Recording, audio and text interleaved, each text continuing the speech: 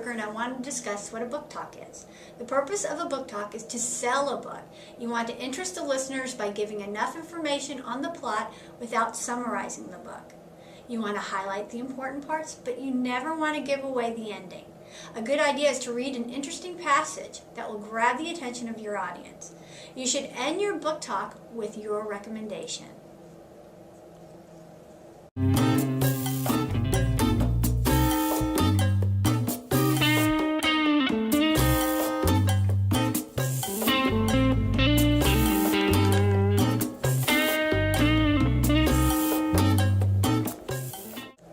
Hi, I'm Ms. Panashik, and my book talk is on Waiting for Normal by Leslie Connor. This is a realistic fiction book about family problems.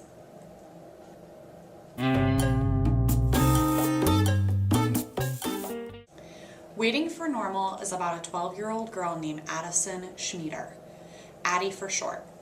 She has a mother that is all or nothing kind of person.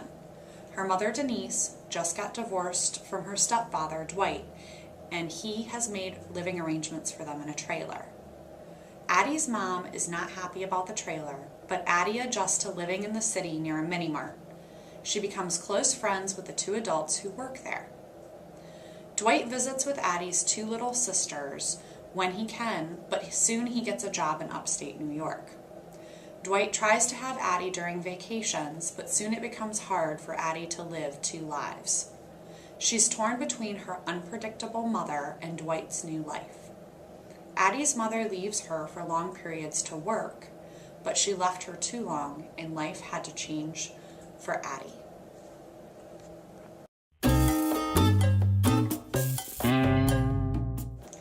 Two of the main characters include Addie and her stepfather, Dwight.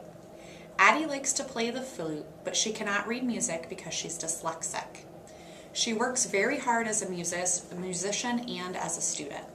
She's also very loyal to her family and friends. Dwight has custody of his two younger daughters after the divorce, but he does not have custody of Addie. He's tried to gain custody of her. He loves his family very much and wants the girls together.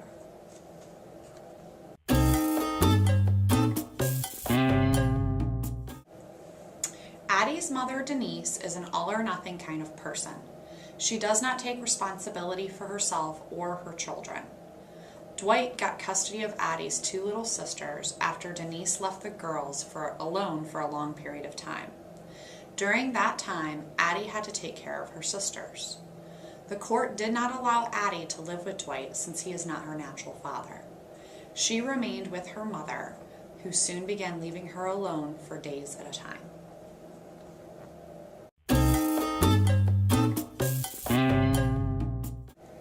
Addie's perseverance and resilient nature help her to find normal. The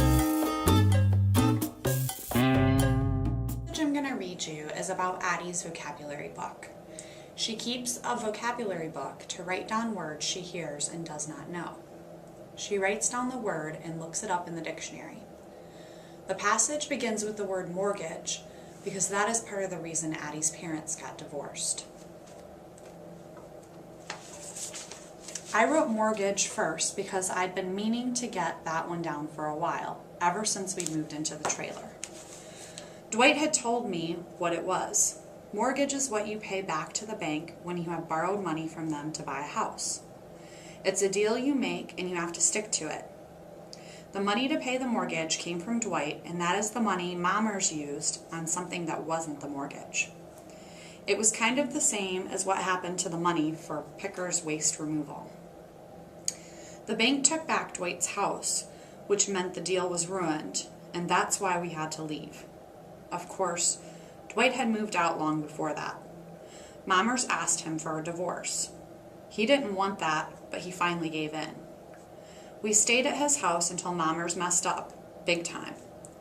After all the court stuff, Katie and Brianna moved in with Dwight since he was their natural daddy. When the judge decided my sister should live with Dwight, I knew it was going to change my life. I bet my name never even came up in that courtroom. But the decision meant I'd soon change my address, my school, my friends, and worst of all, the shape of my family. Twist and turn. Addie's family has had many twists and turns, and they're going to have more.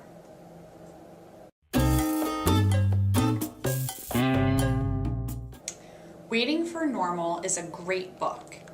If you think this is an odd title, just read the book. You'll find out why Addie is waiting for normal. I recommend this book to everyone, especially anyone who thinks their family is not normal.